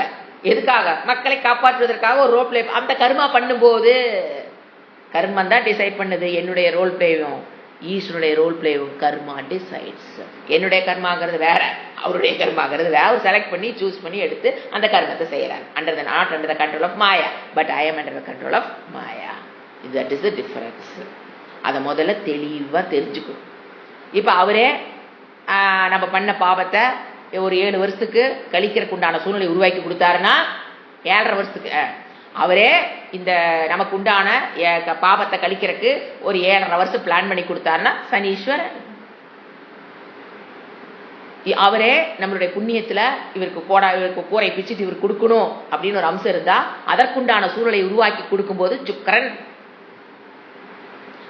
அதே ஈஸ்வரன் இவங்க மனதை பிரகாசப்படுத்துறதுக்கு உண்டான சக்தியை கொடுத்தா சந்திரன். இப்படிதாங்க, அவ்வளவுதான். அதே தேவதை இந்த கண்ணை நல்லா பத்திரமா பார்த்துக்கணும்னு இந்த இடத்துல சக்தியாக வெளிப்படும் போது சூரியன். உலகத்துக்கு வெளிச்சத்தை கொடுக்கணும்னு அந்த வேலையை செய்யும் போது அவருக்கு பேரு சூரியன். சந்திரன், நட்சத்திரங்கள் எல்லாம் எடுத்துங்க. குல தேவதா, நட்சத்திர தேவதா சொல்றவளே சங்கல்பத்துல எல்லா தேவதைகளும் ஈஸ்வரனை தவிர்த்து வேறு அல்ல. இந்த மெடிடேஷன் பண்ணாதான் சிறப்பு, இந்த மெடிடேஷன் பண்ணாதான் பவர் அதிகம், சக்தி அதிகம். அது சிவனை அடிக்கடி நான் சொல்லுவேன், சிவனையே பிரிக்கிறாங்க. இந்த இடத்துல இருக்கிற சிவன் கோயிலுக்கு போனா தான் சக்தி அதிகம். இந்த கூட்டமா இருக்கிற கோயில் ஏன் போகுது? முருகன்னா திருச்செந்தூர் போனா தான் சக்தி அதிகம். யாரு சொன்னா அப்படின்னு? எல்லா பக்கம் இருப்பது ஈஸ்வரன். விஷயம் தெரியாதவங்க எதையோ நாளை சொல்லிட்டு கிடப்பாங்க. இருக்கட்டும், அவங்க பாட்டு. நாம ஏன் அவங்க விஷயத்தை தலையிடாட்டி நான் புரிஞ்சுக்கணும். முருகன்கிறது ஏன் சாமி ரூம் இருக்கிற முருகனை வழிபடுவதும் திருச்செந்தூர் போய் வழிபடுவதும் ஒரே ஈஸ்வர தத்துவம் முதல்ல புரிஞ்சுக்கணும். ஏங்க அப்ப திருச்செந்தூர் போகக்கூடாதாங்க? மனசு அப்படிதான் கேட்கும். திருச்செந்தூர் போங்க, யாரு வேண்டான்னு சொன்னா? அது ஒசத்தி, இது கம்மின்னு முடிவு பண்ணிட்டு போகாதீங்க. அதுவும் இதுவும் ஒண்ணு. தீர்த்தாடனம் எதற்கு? ஏன் பெரியவர்கள் கோயில்களை கட்டி வச்சு நீ திருச்செந்தூர் போனாங்க? அந்த காலத்துல வீட்டை விட்டு வெளியில போனீங்கன்னா தான் சரீர அபிமானங்கிறது நமக்கு புரியும். ஒரு சாப்பாடு அந்த நேரத்துக்கு கிடைக்காது. இப்போ நம்ம ஒரு இடத்துல இருந்து இன்னொரு இடத்துக்கு போகும்போது தான் வேதாந்த ஸ்டூடெண்ட்டுக்கு எந்த அளவுக்கு எனக்கு சரீர அபிமானம் இருக்கு. இப்படித்தான் சாப்பாடு வேணும், இப்படித்தான் தண்ணி வேணும், இப்படித்தான் படுக்கிற கடை வேணும், இப்படித்தான் உடலுக்கு எங்கெங்க சுகத்தை காட்டி வச்சிருக்காங்கிறது நீங்க தீர்த்தாடம் போனான்னு தெரிஞ்சு போயிடும். அதற்காகத்தான் என்ன ஒரு 3-4 நாள் போ நடந்து. அப்பெல்லாம் என்னங்க இப்படியா ஃபிளைட்டா ஏறி பாந்தா நடந்து பார் இறைவனை. அப்ப அந்த மாதிரி போகும்போது அதுக்காக அப்புறம் ஒரு வழிபாடு முறைகள் ஒரு கோயிலும் ஒரு மாதிரி இருக்கு. இந்த கோயில் எப்படி இருக்கு அந்த மாதிரி. ஸோ இதற்காகத்தான் நம்ம கோயிலுக்கு போறோமே தவிர சக்தியின் இடத்துல நின்னீங்கன்னா எல்லா இடத்திலும் இருக்கிறது ஒரே ஈஸ்வர சக்தி. அது அந்தந்த பேர் கொடுத்து இப்ப நமக்கு ஒரு பிரச்சனை அப்படின்னா அப்ப மனதில் ஒரு பிரச்சனைன்னு வச்சுக்கோங்களேன், யாரை போய் கும்பிடணும்? அவ்வளவுதான். கண்ணுல ஒரு பிரச்சனை, சூரியனை கும்பிடுறோம். மனதில் ஒரு பிரச்சனை, சந்திரனை கும்பிடுறோம். கிட்னில ஒரு பிரச்சனை, யம தர்மராஜா கும்பிடுறோம். இப்படித்தான். அதாவது ஏன்னா அவங்க அந்த ரூபத்தில் அவர் அருள்ரா இருக்கிறனால ஈஸ்வரன் அந்த ரூபத்துல வழிபடும் போது அவங்க அனுகிரகம் பண்றாங்க. அப்படி புரிஞ்சுக்கணும் ஃபர்ஸ்ட். ஏன்னா சகுன பிரம்ம தியானத்துல பெரிய கன்ஃபியூஷன் சொசைட்டில இவங்க பெருசு இவங்க சின்னது இதெல்லாம் எதுவும் கிடையாது. முதல்ல நமக்கு புரியணும். அப்ப என்ன சொல்ற, ஃபர்ஸ்ட் உன் மனம் எந்த தேவதையிடம் லைக்குதோ அதை எடுத்து வச்சு பண்ணு. அது யம தர்மராஜா லைக்குதா தாராளமா பண்ணு. அதெல்லாம் யாரு ஒசத்தி கம்மி, முதல்ல அந்த லாஜிக் புரிஞ்சுக்கணும். அதுக்காக நிறுத்த உமா சக்காயம்னா அர்த்தநாரீஸ்வரர் கோலம். அடுத்து என்ன வேர்டு சொல்றாரு, ரெண்டாவது வேர்டு நம்ம பரமேஸ்வரம். ஏன் அவரு ஈஸ்வரனாக இருப்பதால், எல்லாத்தையும் தன்னுக்குள் ஒடுக்குகிற ஈஸ்வரனாக இருப்பதால் அவருக்கு பேர் என்னது, சிவன். அந்த சிவனை எடுத்து வச்சு பண்ணு. அடுத்தது பிரபு, மூணாவது வேர்டு பிரபும் எடுத்துக்கலாம். ஏன்னா அது ரெண்டு சேர்ந்து போகும். உமா சக்காயம் யாரு, ஈஸ்வரன் பரமேஸ்வரன். பரமேஸ்வரனை எடுத்து வச்சு தியானம் பண்ணலாம். எப்படி, பிரபும் அவர் எப்படி இருக்காரு, இந்த உலகத்துக்கு தலைவனாக, இறைவன் கர்மபல தாத்தாவாக இருக்கிறாங்க. அந்தந்த தேவதைக்கு நமக்கு என்ன பண்றாங்க, கர்மபல தாத்தாவாக ஈஸ்வரன் அந்தந்த தேவ ரூபத்தில் செயல்பட்டு கொண்டிருக்கிறார். கர்மபல தாத்தா தான் பிரபு. அடுத்தது என்ன வேர்டு, நீலகண்டம். இது உங்களுக்கு கதையே சொல்ல வேண்டாம். என்ன, எப்படி சிவனுக்கு ஏன் ப்ளூ நீலம் ப்ளூ கலர்லனா ஒரு விஷத்தை ஆழகால விஷம் வந்தது, புராணத்துல கதை கேட்டிருப்பீங்க. சைக்கலாஜி அது எப்படி பார்த்தான்னு சொன்னா போதும். ஏன்னா அது உங்களுக்கு தெரியும். அவர் எடுத்து முழுங்கினாரு, பார்வதி பிடிச்சிட்டாங்க, அதனால அவர் தொண்டையிலேயே நிக்குது விஷம். இதை சைக்கலாஜிக்கலா எப்படி பார்க்கறது பார்த்தீங்கன்னா,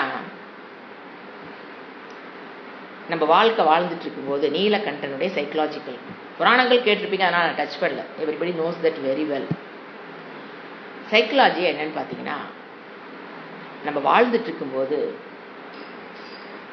நிறைய விஷயங்களை இப்ப சிவபெருமான் என்ன பண்ணாரு, வெளியே துப்புனா உலகம் அழிஞ்சிரும், உள்ள முழுங்கினா இவர் அழிஞ்சிருவாரு. கரெக்டா? அதனால எங்க நிறுத்திக்கிட்டாரு, தொண்டையில நிறுத்திக்கிட்டாரு. துப்புனா உலகம் போச்சு, முழுங்கினா. அதே மாதிரி பல விஷயங்களை உலகத்துல பார்ப்போம். டே டு டே காதுல கேட்போம், கண்ணில் கேட்போம், பார்ப்போம். பல விஷயங்கள் நம்ம காதுக்குள்ள வரும், பல விஷயங்கள் நம்ம கண்ணில் பார்ப்போம், பல விஷயங்கள் காதுல கேட்போம், பலதை இன்ஃபரன்ஸ் பண்ணுவோம். இன்ஃபரன்ஸ் தெரியுங்களா, இதை வச்சு கணக்கு போடுறது. இப்படி நம்ம இன்ஃபர் பண்ணுவோம், இது இப்படி நடந்திருக்கு, இப்போ இதுதான். அந்த விஷயங்கள் வாழ்க்கையில 90% ஆஃப் த விஷயங்களை துப்புனீங்கனாலும் பிரச்சனை, உள்ள விட்டீங்கனாலும் நீங்க போயிருவீங்க. அப்ப எங்க நிறுத்திக்க தெரியணும், வாயில கொண்டாந்துட கூடாது, தொண்டையில நிறுத்திக்கணும். உள்ள விட்டீங்கன்னா கண்ணுக்கு முன்னால தெரிஞ்சிருக்கும், ஆனா உள்ள விட்டீங்கன்னா நீங்க கொலாப்ஸ் ஆயிருவீங்க. சிந்திச்சு பாருங்க, இவ்வளோ ஒரு அழகான விஷயத்தை இறைவன் கொண்டு வராரு. அந்த நீலகண்டம்ங்கிறது எதை குறிக்குதுன்னு பாருங்க. துப்புனீங்க வச்சுக்கோங்களேன், அது 4 பேர் அதுல புண்பட்டு ஏதோ ஆவாங்க, பிரச்சனை. நம்ம இதுல ஃபேமிலியில் இருக்கவங்களுக்கு இந்த பாயிண்ட் ஈஸியா புரிஞ்சிடும். சன்னியாசிகளுக்கு புரியுது என்னவோ, நமக்கு நல்லா புரியும். அதனாலதான் சுவாமி சொன்னார், அம்மா நீங்களும் சில விஷயத்தை ஈஸியா சொல்லாம எனக்குலாம் பயமா இருக்குதுமா, சொல்லலாமா வேண்டாமா. நெருல சொன்னார், இது சொல்லலாமா வேண்டாமான்னு எனக்கு கொஞ்சம் ஒரு எல்லா விஷயத்தையும் உங்களாட்டில் என்னால சொல்ல முடியும். ஏன்னு கேட்ட மேட் ஃபார் ஈச் அதர் நம்மலாம் அப்படிம்பாரு. உங்களுக்கு அவங்க என்ன வேணா நீங்க சொல்லலாம், ஓப்பனா அடிக்கலாம், என்ன வேணா பேசலாம், ஏன்னா அவங்க டக்குன்னு புரிஞ்சுக்குவாங்க. எங்களுக்கு அது தெரியலையும் பாரு. இந்த விஷயம் அதான் சொன்னாங்க, நான் சன்னியாசிகளுக்கு இந்த விஷயம் புரியவே புரியாது, ரொம்ப கஷ்டம். நமக்கு ரொம்ப ஈஸி. ஏன், வீட்டுக்குள்ள ஒன்ன பார்ப்போம், ஒரு தப்பு தெரியும், தப்புன்னு தெரிஞ்சிடும், அது கடைசியில் கொண்டு இங்கதான் விட போகுதுன்னு தெரியும், எல்லாம் பார்ப்போம். ஒரு செயல் நடந்துட்டு இருக்குது, இது தப்பு, இதை பண்ணுனா யாரு பண்ற, ஏன்னா குடும்பத்துக்குள்ளதான் இதை அடிவாங்க, வெளியில நம்ம ஒன்றும் பெருசா நினைச்சு. ஒருத்தர் தப்பு பண்றாங்க, தப்பு பண்ணா இதுதான் நடக்குன்னு தெரியும். ஆச்சா, எக்ஸசைஸே கிடையாது, மெம்முன்னு சாப்பிட்டுட்டே நான் உட்காந்துருக்கேன், எந்த செல்போனே கையில வச்சிருப்பேன், சாப்பிடுவேன், செல்போன் வச்சிருப்பேன், ஊருக்காத பேசுவேன். இப்படி ஒரு ஆள் நம்ம வீட்டுல வாழுதுன்னு வச்சுக்கோங்களேன். பார்க்கும்போது எல்லாம் உள்ள பதியுதா, என் கண்ணு பார்த்து உள்ள சொல்லுமா சொல்லாதா, தப்பு பண்றாங்க தெரியுதா, அதை உள்ள விட்டு பாருங்க. அவங்களுக்கு முன்னாடி நான் போய் சேர்ந்துருவோம். அவங்க இருப்பாங்க, அவங்க உடம்பு கெடுத்துக்கிறாங்கன்னு நான் கவலைப்பட்டு அவங்களுக்கு முன்னாடி நான் போயிடுவேன். அல்லாது நான் போலினாலும் அவரை விட நோயாளி நான் ஆயிடுவேன். அப்படிதான், உள்ளேயும் விடக்கூடாது. அப்புறம் வெளியில நீங்க இப்படி இருக்கீங்க, மாறுங்க மாறுங்க, இதை சாப்பிடாதீங்க, அதை பண்ணுங்க, எக்ஸசைஸ் பண்ணுங்க, சாப்பாடு கம்மியா சாப்பிடுங்க, செல்போன் பார்க்காதீங்க. அது வேற, நேற்று செல்போனை இருட்டுக்குள்ள பார்த்தா கண்ணுக்கு செல்போன், என்னது கண்ணுல கேன்சர் வருது, இருட்டுல செல்போன் பார்க்காத, இப்படி சொன்னீங்கன்னு வச்சுக்கோங்க, அதுவும் போச்சு, சுண்டுருவாங்க. அதாவது உறவே கெட்டு போயிடும். கணவன் மனைவி, அம்மா பொண்ணு, அப்பா பையன் எல்லாம் கம்ப்ளீட்டா ஜீரோ ஆயிடும். என்ன பண்ணணும்? அதத்தான் சிவபெருமான பார்க்கும் போதெல்லாம் எனக்கு தோணணும்னு தான் அவர் நீலகண்டனா இருக்கார். Psychological point. அதனாலதான் அவர் எப்படி இருக்காரு, எப்போ ஏதாவது சொல்ல, யாரையாவது ஏதாவது சொல்லலாம்னு உங்களுக்குள்ள ஒரு வரும் பாத்தீங்களா, ஒரு வெறி, தப்புன்னு யாரும் நினைக்கணும், தியானத்துக்கு போயிடணும், நீலகண்டா. ஏன்னா இதை நான் நிறைய பண்ணியிருக்கேன், அதனால எக்ஸ்பீரியன்ஸ்ல சொல்றேன். நீலகண்டான்னு நினைச்சேன்னா அப்படியே நின்றுக்குவேன். ஏன்னா வாய் துடிக்கும். அது நம்மள யார்கிட்ட பற்று அதிகமோ அங்கதான் வாய் துடிக்கும். பற்று இல்லாதவங்களும் நம்ம கண்டுக்கவே மாட்டேன், அதுக்கு கிடக்குது எங்கேயோ போய் தொலைந்து போயிடுவோம். யாரை போய் பிடிச்சி வச்சிருக்கும் பாத்தீங்களா, அப்படியே வாய் துடிக்கும். இது சொல்லணும் சொல்லணும் சொல்லணும். அப்புறம் உள்ள வேற, இது சொல்லினா தர்மம் இல்லை, சொல்லிடணும், இது இப்படிலாம் வேற உள்ள ஓடும். ஏன்னா சொல்லுறது தர்மம், சொல்லினா அதர்மா போயிருமோ, பையனை கரெக்டா சொல்லினா அதர்மம், நான் அதை பெத்தவளுக்கு தர்மமோ அதர்மமோ, இது வேற உள்ள வேற ஓடிக்கிட்டு இருக்கும். அப்ப என்ன அர்த்தம், உள்ள முழுங்க ட்ரை பண்றீங்கன்னு அர்த்தம். சோ நீலகண்டா எது, இந்த மாதிரி குடும்பத்துக்குள்ள ஒரு சூழ்நிலை வருது, எல்லாத்துக்கும் டே டு டே காலைல இருந்து சாயங்காலம் வரைக்கும் இந்த பிரச்சனைங்கிறது நம்மளோட வாழ்க்கையோட ஒன்றுன விஷயம். ரொம்ப வெரி இம்பார்ட்டன்ட் டீச்சிங் இது. பாக்குறீங்கன்னா யார கூப்பிடணும், நீலகண்டா. ஏதாவது வாய் துடிச்சுன்னு வச்சுக்கோங்களேன், சொல்லிடலாம் அப்படின்னா அது பிரஷரை பண்ண வேண்டாம், வெளியில வந்த வார்த்தையே உள்ள முழுங்காதீங்க. என்ன சொல்லலாம் வந்தீங்கன்னா அவரை பார்த்து என்ன சொல்லிருங்க, அவங்கள பார்த்து நீலகண்டா வெளியில சொல்லிடாதீங்க, மனசுக்குள்ள சொல்லிருங்க. அவங்க என்ன என் பேர் விட்டு நீ என்ன பேர் சொல்லி கூப்பிடுறியா, அது வேற பிரச்சனை வேற வந்துடும். சோ நீலகண்டான்னு மனசுல, நம்ம தனியா இருந்தா தனியா உட்காந்துருக்கும் போது அவங்களை பத்தி சிந்தனை வந்ததுன்னா நீலகண்டா, நேரம் நிக்கிறாங்க அப்ப வந்ததுன்னா மனசுக்குள்ள நீலகண்டா அப்படின்னீங்கன்னா என்ன, நீலகண்டான இப்ப என்ன அர்த்தம், சொல்லவும் கூடாது, உள்ள முழுங்கணும்னு வச்சுக்கோங்க, அவங்களுக்கு முன்னா நான் போய் சேர்ந்துருவேன். ஸோ இறைவன் கொடுக்குற காலத்தை எனக்கு வாழ்க்கை நான் அற்ப ஆயுளில் நான் போக விரும்பவில்லை, நோய் நொடியில் படுக்க நான் விரும்பவில்லை. இறைவா என் ஆரோக்கியத்தோட இருக்கணும், இந்த விஷயத்த உள்ள விட்டனா நான் செத்து போயிருவேன், இல்லைனா கை கால் இழுத்துக்கிட்டு வராம போயிரு, பிரஷர் ஓவரானா என்னங்க ஆகும், கை கால் வராம படுத்துக்க வேண்டியதா. ஸோ இதெல்லாம் எனக்கு நான் அனுபவிக்கிறதுக்கு நான் ரெடி இல்லை, நீலகண்டா நீ பார்த்து. அப்ப பாருங்க, பிரிங்கிங் ஈஸ்வரா இன்டு யுவர் லைஃப், இதுதான் வாழ்க்கை. அதுதான் எது சொல்றாரு, ஈஸ்வரன் சொல்றாரு. எவ்வளவு கருத்தை எப்படி முன்னோர்கள் எங்க பண்ணி வச்சிருக்காங்கன்னு பாருங்க. பெயிண்ட், ப்ளூ பெயிண்ட் அடிச்சு கோயில்ல நீலகண்டன் புராணங்கள், குழந்தைகளுக்கு இதை சொல்லி கொடுங்க. இதெல்லாம் you must transfer to the next generation. அது எதுக்கு நீலகண்டம்னா, விஷத்தை புழுங்கிறது அது முதல் குழந்தைங்க அதை தாங்க. இதை சொன்னீங்கன்னா குழந்தைங்களால கேட்க முடியாது. குழந்தைங்க வயசுக்கு அப்பா பால் கடலை கடைஞ்சாங்கப்பா, விஷம் வந்ததுப்பா, அது சாமி, அதெல்லாம் ஓகே, குட்டீஸ்க்கு அது ஓகே. 100, 70, 90 வயசு வரைக்கும் இந்த கதையவே உட்கார்ந்து கூடாது. அது indicates what, represents what it indicates. இறைவன் என்ன என்கிட்ட சொல்ல வராரு, என்னுடைய மன மெச்சூரிட்டிக்கு இறைவன் அங்க என்ன சொல்ல வராரு, இதத்தான் என்னது நீலகண்டம். இப்படி ஒரு வார்த்தை எடுத்து, திரிலோச்சனம் நீ அதை எடுத்து வச்சுங்களேன், அதுக்கு 1 மணி நேரம் போகும். ஏன்னா இதெல்லாம் சிந்திச்சு வச்சாதான் தியானத்துல உங்களுக்கு அது பயன்படுங்கிறக்கா நான் உன்னோட எக்ஸ்பிளைன், என்ன புராண மாட்ட கதை போயிட்டு இருக்குதுன்னு நினைக்க வேண்டாம், இது தெரியணும். இவ்வளவு உங்களுக்கு தெரிஞ்சது என்னன்னு எனக்கு தெரியல, இதுதான் நீலகண்டம். அடுத்தது திரிலோச்சனம். இதுக்கு நம்ம 15 நிமிஷம் 1 மணி நேரம் வேணும். திரிலோச்சனம்னா என்னங்க, நாம என்ன சொல்றோம், 3 கண்ணு சிவபெருமானுக்கு. ஏன்னா இந்த மந்திரம் ஃபுல்லா சிவபெருமானுக்கு. அப்ப 3 கண்ணுங்கும் போது நாம என்ன சொல்றோம், நெற்றிக்கண். நீ தப்பு பண்ணினா அவர் நெற்றிக்கண்ணை திறந்து அதர்மம் பண்ணினா அவனை பஸ்பம் பண்ணிடுவாரு, அந்த மாதிரி சொல்றோம். அது புராணங்கள் சொல்லப்பட்ட கதை. What's the psychological point of third eye? மனம், தேர்ட் ஐ இண்டிகேட்ஸ் ஞானம், ஞானக்கண். இது என்னது, ஞானக்கண்ணுங்கிறது மனம், இட் இண்டிகேட்ஸ் மைண்டுங்க. Third eye is equal to, மனம் வெளியில் தெரியுதுல பாத்தீங்களா. இப்ப 5 இந்திரியங்கள் கண்ணு தெரியுதா, சரி, நமக்கு 5 ஞானேந்திரியங்கள் தெரியுதா, மனம்ங்கிறது கண்ணுக்கு தெரியுதா, இல்ல. ஆனா அது மனதை குறிப்பதுதான் ஃபர்ஸ்ட் என்ன தெரிஞ்சுக்கணும், நம்மளுடைய சிவபெருமானுடைய நெற்றிக்கண் என்பது இண்டிகேஷன் ஆஃப் மை மைண்ட். ஞான கண், ஏன் மனம், ஏன் ஞான கண், நீங்க இதுக்குள்ள வர வேண்டாம். சாதாரணமா மனம் தான் ஞான கண்ணு. ஏன் கண்ணு பாக்குது, ஞானம் எங்க ஏற்படுது? கண்ணுலையா? தப்பா நினைச்சுக்காதீங்க, மனதில் தான் ஞானம் ஏற்படும். இப்ப காது ஒண்ணு கேக்குறீங்க, ஞானம் எங்க ஏற்படுது? மனதில் இல்லைங்களா? அந்த மனதில் ஞானம் ஏற்படுகிறதுன்னு குறிக்கிறது தான் மூணாவது கண்ணு.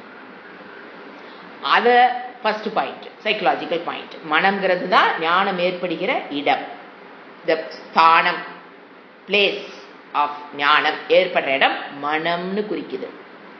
அடுத்தது இந்த ஞானம்ங்கிறது, ஞான கண்ணுங்கிறது, அதாவது இறைவனை பற்றிய ஞானம் ஏற்படும் போது அந்த நெற்றிக்கண்ணுல இருந்து வருது பாத்தீங்களா ஒரு ஃபயர், அதை எதை குறிக்குது? படம் போட்டுப்பாங்க பாத்தீங்களா, அப்படி சையின்னு வர மாதிரி போட்டுப்பாங்க.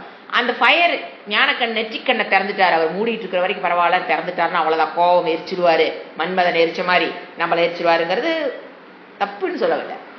அது இண்டிகேஷன், அல்டிமேட் இண்டிகேஷன் கேட்டீங்கன்னா, உனக்குள் உன்னை பற்றிய ஞானம் மனதில் ஏற்பட்டால் உன்னுடைய கர்மங்கள் பஸ்வமாக்கப்படும். So you will not have a next birth. எப்போ? இங்க ஏற்படும் மனதில். ஏன்னா இதுதான் ஞானக்கண் மனம் சொல்லிட்டேன் இல்லையா? அந்த மனதில் இறைவனை பற்றிய ஞானம் ஏற்பட்டால் கண்ணு திறந்துடும். அது வரைக்கும் மூடிதான் இருக்கும் பாத்து. கண்ணு திறந்ததுன்னா ஃபயர் வருதுன்னா ஞானாக்னி. அந்த அக்னி எதுக்குங்க வருது? என்ன? burnt your all karmas, சஞ்சித்த கர்மா எல்லாத்தையும் அது அழிச்சிரும். அதனால உனக்கு இறைவன் என்ன எதை காமிக்கிறாரு? நெக்ஸ்ட் பர்த் உனக்கு கிடையாது. மனதில் ஞானம், இறைவனை பற்றிய ஞானம் ஏற்பட்டால் you don't have any next பர்த்னு குறிக்கிறத எது? எதை பத்தி பார்த்துட்டு இருக்கோம்? நெற்றிக்கண், த்ரீலோச்சனம். இந்த ரெண்டு கண்ணு எதை காமிக்கிறது? த்ரீலோச்சனம் இப்போ ஒரு கண்ணு சொல்லிட்டேனா, இந்த ரெண்டு என்னங்க? நொல்லக்கண். நம்ம லாங்குவேஜ் சொன்னா ரெண்டு நொல்லக்கண்ணு. ஏன்? எது எது மித்யாவோ அதையெல்லாம் சத்தியமா காமிக்கிறதுனால இது நொல்லக்கண்ணு. சும்மா ஜோக்கு சொன்னாங்க, இது புரியறதுக்காக நான் அந்த வார்த்தைகளை யூஸ் பண்றேன். என்னங்க கிளாஸ் இப்படிலாம் சொல்றீங்க? அது வேற வழி இல்லை. எதை சொன்னா ஈஸியா புரியுமா போட்டுட்டு போயிட்டே இருக்க வேண்டியதா. இது என்ன பண்ணு? நாம ரூபத்தை எப்படி காமிக்குது? நிஜமா இருக்கிற மாதிரி காமிக்குதா? இது ரெண்டு கண்ணு. இதுதான் என்னது? ஞான கண். அது மூணு லோச்சனம். லோச்சனம் மீன்ஸ் சமஸ்கிருதத்துல ஐஸ், மூணு கண்கள். சிவபெருமானுக்கு மூணு கண்கள், இண்டிகேஷன் ஆஃப் இது. இது புரிஞ்சா நீங்க அதை எடுத்து வச்சு தியானம் பண்ணும்போது மனம் அப்படியே, அதுக்காகத்தான் ஒன்னொன்னுக்கு இவ்வளவு எக்ஸ்பிளனேஷன் கொடுக்குறோம். ஏன்னா அது விஷயம் அறிவு வந்தா தான் நமக்கு அது ஒரு ஆசையே வரும். அப்படிதாங்களே? இப்ப நமக்கு வந்து ஒரு பொருளை பத்தி அறிவு இருந்தா தான் நீங்க அதை ஆசையப்படுவீங்க, மனம் அதில் போய் உட்காரும். நம்ம ஒருத்தர் சொன்னாங்க, முறுக்கு சொல்றக்கு ஒரு மிஷின் வந்துருச்சு, ஆஹா பரவாயில்லையே. அப்ப அந்த அறிவு அவங்க கொடுக்குறாங்க, முறுக்கு சொல்றக்கு ஒரு மிஷின் வந்துருச்சு, எனக்குள்ள ஒரு அறிவு வந்துருச்சா, அப்பதான் அந்த பொருள் மேல ஆசைப்பட முடியும், அப்பதான் அந்த பொருளை போய் மனம் உட்காரும். சோ அந்த மாதிரி அந்த மிஷின் இருக்கிறது தெரியல வச்சுங்க, என் மனம் அந்த இடத்துக்கே போகாது, ஏன்னா அது இருக்கு தெரியாது. சோ அறிவு கிவ்ஸ் மனத்துக்கு ஒரு இடத்துல போய் பிடிக்கிறதுக்கு அந்த அறிவு. அதுக்காகத்தான் ஒரு ஒரு வேர்டை நம்ம என்ன பண்றோம்? எக்ஸ்பிளைன் பண்றோம். அடுத்தது திரிலோச்சனம், பிரசாந்தம். எஸ், பிரசாந்தம். பிரசாந்தம் அமைதி சொரூபம். அவர் எப்படி இருக்காரு? சிவபெருமான் எப்படி இருப்பாரு? அப்படியே தியானத்துல, ஏன்னா இந்த ஃபுல்லா மந்திரம் ஃபுல்லா சிவனுங்க.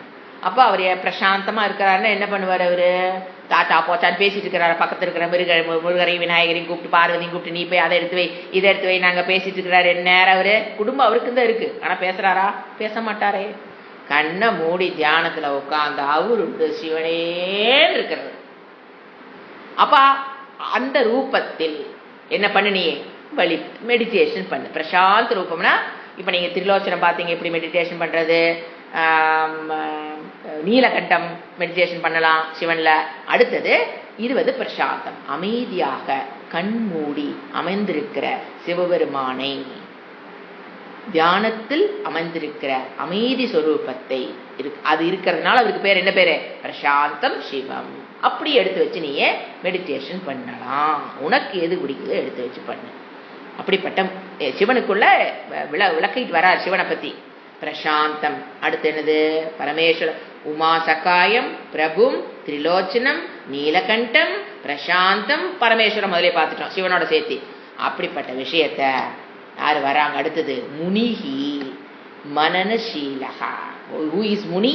மனனசீலகா. அவர் என்ன பண்றாரு? அப்படி பண்ண தன்னுடைய மனதை தியாத்வா, இப்படி சிவபெருமானை தியானம் செய்த முனிகி. முனிகினா யாரு? தீர புருஷக. மனதை ஒழுக்கட்டு, அதாவது மனதை தன் கட்டுக்குள் வைத்திருக்கிற பேர் முனிகி. மனன சீலகா, மனதை தன் கட்டுக்குள். இதை நினைனா நினைக்கும், இங்க போனா போகும், போகாதேனா போகாது, வான்னா வரும், போனா போகும். எந்த இடத்துக்கு அவர் சொல்றாரோ அங்க போகும், அங்க போகாதேனா திரும்பி டக்குன்னு வந்துடும். அதுதான் மனன சீலகா. அப்படிப்பட்ட முனிகி என்ன பண்றாரு? இப்படி மெடிடேஷன் பண்ணி அதை தியாத்வா, இந்த இடத்துல பியோர் மெடிடேஷன், பக்கா சகுணகல பிரம்ம பண்ணி என்ன பண்றாரு? இதுதான் இந்த இடம் தாங்க ஜென்ரலா எல்லாரும் கன்ஃபியூஸ் ஆகிற இடம். அலர்ட்ட கவனிங்க. பூதயோனிம், இந்த உலகத்துக்கு ஆதாரமான உபாதான காரணமாக இருக்கிற பிரம்மனை அடைகிறார்கள். அப்படின்னு எல்லாம் என்ன பண்ணிடுறோம்? மெடிடேஷன் பண்ணினா போதும், இந்த வேதாந்த வகுப்பெல்லாம் தேவையே இல்லை, அதெல்லாம் ரொம்ப கஷ்டங்க. ஈஸியா உங்களுக்கு அது பிரம்ம தடையிருக்கு, நாங்க ஒரு வழி சொல்லித்தரோம், ஈஸியான வழி, இங்க வந்து கோருங்க, பிரம்மனை அடைஞ்சிடலாம். இங்க சொல்லி இருக்குது பூதயோனி. அப்படி அல்ல. இது மெடிடேஷன் பண்ணி அதுக்கு முன்னால மந்திரத்தை ஜாயின் பண்ணுமா வேண்டாமா? அதை அப்படியே துரத்து விட்டலாமா? இந்த லைனை மட்டும் பிடிச்சுக்கிறது. இதெல்லாம் மெடிடேஷன் பண்ணா பூதயோனி, தியாத்வா பியோனி, தியாத்வா பூத. அப்ப மந்திரம் யாருக்கு? உங்க அப்பாவுக்கா? அதை இணைச்சு புரிஞ்சுக்கணும். அது பண்ண முடியலனா இங்க மெடிடேஷன் சொல்லிட்டு இருக்காரு, இதை நீ பண்ணினா சகுண, அதாவது முதல்ல நிர்குண பிரம்மத்தை ட்ரை பண்றோம், முடியலனா சகுண பிரம்மத்துக்கு வர்ற, சகுண பிரம்மத்திலிருந்து யாரை பிடிக்கிற? நிர்குண பிரம்ம தத்துவத்துக்கு அடைஞ்சினா பூதயோனின்னு புரிஞ்சுக்கணும். டக்குன்னு அதை அப்படி கழட்டி விட்டுட்டு இந்த மந்திரத்தை மட்டும், இந்த 2 வேர்டுக்கு மட்டும் மீனிங் ப்ரொஜெக்ட் பண்ணிட்டு இருக்க கூடாது. You must connect the previous Mantra with this Mantra. அப்ப எதுக்கு நீ மெடிடேஷன் பண்ற? என்னால அது சொன்னாரு, அதை என்னால பண்ண முடியல, அப்ப நான் இதை பண்றேன். இதுலயே உட்கார்ந்து கூடாது. எதுக்கு இதை பண்ற? அங்க போய் அடையறதுக்கு இதை பண்றேன். இப்படி புரிஞ்சுக்கிட்டா ஒரு பிரச்சனை வராதுங்க. இல்லைன்னா என்ன வரும்? அப்படியே அதை கழட்டி விட்டுட்டு மந்திரத்தை இதை மட்டும் பிடிச்சிக்கிறது. இது பண்ணினா என்ன சொல்லிட்டாரு? பூதயோனி சொல்லிட்டாரு. அப்படி வாட்சியா எடுத்துக்கூடாது, கனெக்ட் பண்ணி புரிஞ்சுக்கணும். அப்புறம் அடுத்த வேர்டு பாருங்க, சமஸ்த சாட்சி, எல்லாவற்றுக்கும் சாட்சியா போட்டார. இப்போ யாரு சாட்சியா இருக்கிற? சாட்சின்னு என்னங்க? அன்டச்டு. இப்ப நீங்க கோர்ட்ல ஒருத்தருக்கு வந்து சாட்சி சொல்றாருன்னா அவர் அன்டச்டு பை தட் ஈவெண்ட் இல்லைங்களா? சாட்சிங்கிறவர் எப்பவுமே அன்டச்டு, அவர் அதனால பாதிக்கப்பட்டவர் கிடையாது. பொய் சாட்சி சொன்னாதான் கோர்ட்ல தண்டனை, தவிர சாட்சி சொல்ல போறவனுக்குள்ள தண்டனை எல்லாம் கிடையாது. Untouched by the event. ஒருத்த கொண்டு இருப்பான், ஒருத்த பார்த்திருப்பான் அப்படின்னா சாட்சியா போறவன் யாரு? Untouched by that event. he will not be punished. அந்த மாதிரி சாட்சி ஸ்வரூபமாக யார் இருக்கா? அந்த ஈஸ்வரன் சாட்சி ஸ்வரூபமாக, சமஸ்த சாட்சி, எல்லாவற்றுக்கும் பார்ப்பவனாக, not involve in any action. என் மனதை பிரகாசப்படுத்துறாரே தவிர இந்த மனம் எந்த கச்சடாவை நினைச்சாலும் அதுல அவருக்கு சம்பந்தம், அதுல அவர் அஃபெக்ட் ஆகிறது கிடையாது. சம்பந்தம் சொல்ல முடியாது, அஃபெக்ட் ஆகிறது கிடையாது. அவருடைய சந்நிதியில் தான் ஒரு திருடலான்னு முடிவு பண்றான் மனதுல, அதை பிரகாசப்படுத்துற அவரு. ஆனா அவர் என்ன சொல்லிக் கொடுக்க மாட்டார்? டேய் போகாதடா, இதெல்லாம் தப்புடா, பாவம் வந்துடும், அதெல்லாம் சொல்லிக் கொடுக்க மாட்டாரு. அந்த இடத்தை பிரகாசப்படுத்துவார். அந்த மனதை செயல்படுத்துவதற்கு மனதிற்கு மனமாக, கண்ணுக்கு கண்ணாக இருக்கிறாரே தவிர அவர் உனக்கு அட்வைஸ் பண்ண மாட்டார். அடுத்தது தமசக பரஸ்தாத்து. யாரு தமசம்? தமசம்னா இருட்டுங்க. இருட்டுனா அஜ்ஞானம். அஜ்ஞானம்னா யாரு? மாயா. அப்படி கனெக்ட் பண்ணி புரிஞ்சுக்கணும். இருட்டு, தட் இண்டிகேட்ஸ். தமஸ்னா நீ டிஎக்ஷன் எடுத்து பார்த்தீங்கன்னா இருட்டு. அப்ப இருட்டுனா என்னது? தட் இண்டிகேட்ஸ் அஜ்ஞானம். இப்ப டோட்டல் அஜ்ஞானத்துக்கு பேர் என்ன பேரு? வெஸ்டியா பாத்தீங்க, சமஷ்டியா வெஸ்டியா பாத்தீங்கன்னா என் மனதில் இருக்கிற இருட்டுக்கு பேர் என்ன? அஜ்ஞானம். புட்டுகேதா, அதுக்கு பேர் மாயா. மாயை அவளுக்கு என்னது? பரஸ்தாத்து, மாயைக்கும் மேலான. மாயை தன் கட்டுக்குள் வைத்திருக்கிற யாரு? பிரம்ம தத்துவம், ஈஸ்வர தத்துவம். மாயின்னு வேர்டு வந்துட்டாவே நம்ம ஈஸ்வரன் தான் சொல்லி ஆகும் இல்லைங்களா? மாயை தன் கட்டுக்குள் வச்சிருக்கிற பிரம்மன் சொல்லக்கூடாது. மாயை தன் கட்டுக்குள் வச்சிருக்கும் போது அவருக்கு பேர் என்ன? அதே பிரம்மம் தாங்க. மாயை தன் கட்டுக்குள் வச்சிருக்கிறேன்னு பார்க்கும்போது அவருக்கு பேரு, வீட்டுக்காரோட மனைவியா பார்க்கும்போது மனைவியா இருக்கு, அவ்வளவுதான். அந்த இடத்துக்கு அவருக்கு பேரு ஈஸ்வரன் பேரு. இப்ப எல்லாமே என்னதான்? பிரம்ம ஏவ இதகும் சர்வம். அந்த பிரம்மம் மாயோட பாத்தீங்கன்னா அந்த கர்மத்தோட சேர்ந்து பார்க்கும்போது அவருக்கு ஈஸ்வரன் பேர். விக்னங்களை தவிர்க்கிறவரா பார்க்கும்போது விநாயகன் பேர். இந்த மனதில் இருக்கிற அழுக்குகளை சூரசம்ஹாரமா செய்யறவரா பார்க்கும்போது முருகர்னு பேர். நம்மளை 7.5 வருஷத்துக்கு நம்மள பண்ணின பாவத்தில கழிக்கிறதுக்கு உண்டான சூழ்நிலையை உருவாக்கி கொடுத்தாருன்னா அந்த பிரம்மத்துக்கு பேரு. இப்ப எங்கிருந்து ஈஸ்வரந்து எங்க வரோம்? நைசா பிரம்மம். நம்ம 7.5 வருஷத்துக்கு நம்ம பாவத்தில கழிக்கணும் ஒரு சூழ்நிலை அமைத்து கொடுத்தா அவருக்கு பேரு சனீஸ்வரன். நீங்க எல்லா தேவையும் அப்படியே ஆட் பண்ணிக்கிட்டே பார்க்கணும். சும்மா ஒரு சாம்பிளுக்கு ஒரு 2-3 சொல்றேன். சோ என்னதான் எல்லாமே பிரம்மம். அதான் ரீச் பண்ண வைக்கிறார். ஏன் யாரு பெயர் தான்? மாயைக்கு மேலானவன யாரு? பிரம்ம தத்துவம். ஏன்னா ஈஸ்வரன் போது மாயை தன் கட்டுக்குள் வைத்திருக்கிற ஈஸ்வர தத்துவம் பிரம்மனை தவிர்த்து வேறல்ல. அதுதான் தமச பரஸ்தாத்துன்ற அழகா ஒரு ஊசி. கடைசியா எல்லாம் ஈஸ்வரன் அந்த ஈஸ்வரன் என்னவா பார்க்க தெரியணும்? பிரம்ம தத்துவம். அப்ப பிரம்ம ஏவ இதகம் சர்வம். ஃபர்ஸ்ட் அதெல்லாம் எடுத்துட்டா பிரம்மம் புரியாது. ஏவ இதகம் சொன்ன கண்ணுக்கு தெரியாத விஷயத்த ஏவ கைவகம் சொன்ன எப்படி புரியும்? சோ தேவதைகள் ரூபத்துல வழிபட வச்சு அவதார ரூபத்துக்கு போய் ஈஸ்வர ரூபத்துக்கு போய் தான் பிரம்ம ரூபத்தை பிடிக்க முடியும், அறிந்து கொள்ள முடியும் இந்த புத்தினால். அதனால இங்கிருந்து கூட்டிட்டு போறாங்க. தேவதை ரூபத்திலிருந்து கஷ்டம் உனக்கு ஒண்ணு வரப்போகுது, கஷ்ட காலத்துல போய் தேவதையை கும்பிடுன்னு ஃபர்ஸ்ட் யார் இன்ட்ரடியூஸ் ஆகிறா? நமக்கு தேவதைகள் தான் இன்ட்ரடியூஸ் ஆவாங்க. அதுக்காக தேவதைகள் வேறு அவங்க வேறு இந்த தேவதை அதெல்லாம் கிடையாது. அந்த தேவதை ரூபமாக நம்ம பரபிரம்மத்தை எங்க ஃபர்ஸ்ட் போய் ரீச் பண்றோம்? தேவதை ரூபமாக போய் டச் பண்ணுவோம். அதுக்கப்புறம் வேதாந்தத்துக்கு வந்ததுக்கு அப்புறம் தெரியும் அது அவதார புருஷனாக தெரியும். அதுக்கப்புறம் ஈஸ்வரன் பார்ப்போம். அந்த ஈஸ்வரன் இருந்து எங்க போய் பிடிக்க முடியும்? நீங்க பிரம்மனை போய் பிடிக்க முடியும். அதனாலதான் இந்த செட்டப். நீ எங்க நிக்கிறியோ அங்க இறைவன் இறங்கி வந்து கூட்டிட்டு போறாரு. பிரம்ம தத்துவம் இல்லைன்னு வந்தோன்னே பிரம்மமேவ இதகம் சர்வம் கிளாஸ் ஃபர்ஸ்ட் டே எடுத்த என்னங்க பிரம்மம்னே ஒன்று இருக்கு தெரியாது. பிரம்மமேவ இதகம் சர்வம்னு என்ன புரியுது? இல்ல ஈஷாவாசம் எதுவும் புரியாது. ஸோ எங்கிருந்து வர்றோம்? தேவதை வழிபாடு, தேவதை மெடிடேஷன். சகுண பிரம்ம meditation is very important. Very very important. ஏன் நிதித்தியாசனம் பண்ணும்போது பண்ண முடியலனா ஹெல்ப் பண்றது யாருதான்? சகுண பிரம்ம மெடிடேஷன் தான். அடுத்தது தமச பரஸ்தாத்து கச்சதி. அப்ப யார் அடைகிறான்? பிரம்மத்தை அடைகிறான். அப்ப இதுவரைக்கும் பிரம்மனாக இல்லாமல் போய் அடைவது அல்ல. பிரவேச ஸ்ருதின்னு சொல்லுவோம். என்ன இது வரைக்கும் பிரம்மன் இல்லாமல் இருந்து பிரம்மம் நான் இந்த சரீரம்ங்கிற அபிமானத்தை விடுத்து நான் பிரம்மமாக இருக்கிறேன்னு அறிகிறான். பிரவேச ஸ்ருதி வருது. பிரவேச ஸ்ருதி வரும்போதெல்லாம் துவயந்திருவாய் மனம் மாட்டிக்கும். ஓ பிரம்மன் அங்க இருக்கார், நான் இங்க இருக்கனா, நான் போய் பிரம்மனை அடைகிறேனா? அப்படி அல்ல. நான் ஆல்ரெடி பிரம்மணமாத்தான் இருக்கேன். என்னோட சொரூபம் பிரம்மஸ்வரூபம். அஜ்ஞானத்தினால இந்த சரீரத்தின் மேல அபிமானம் கொண்டு இந்த சரீரம் நான் நினைச்சிட்டு இருந்தேன். அந்த அஜ்ஞானம் விலகுதலே பிரம்மனை அடைதல் புரிஞ்சுக்கணும். அஜ்ஞானம் விலகுதல் இஸ் ஈக்குவல் டு பிரம்ம கச்சதி. ஓம் சாந்தி சாந்தி சாந்தி. ஹரிஹி ஓம் ஸ்ரீ குருப்யோ நமஹ. ஹரிஹி ஓம்.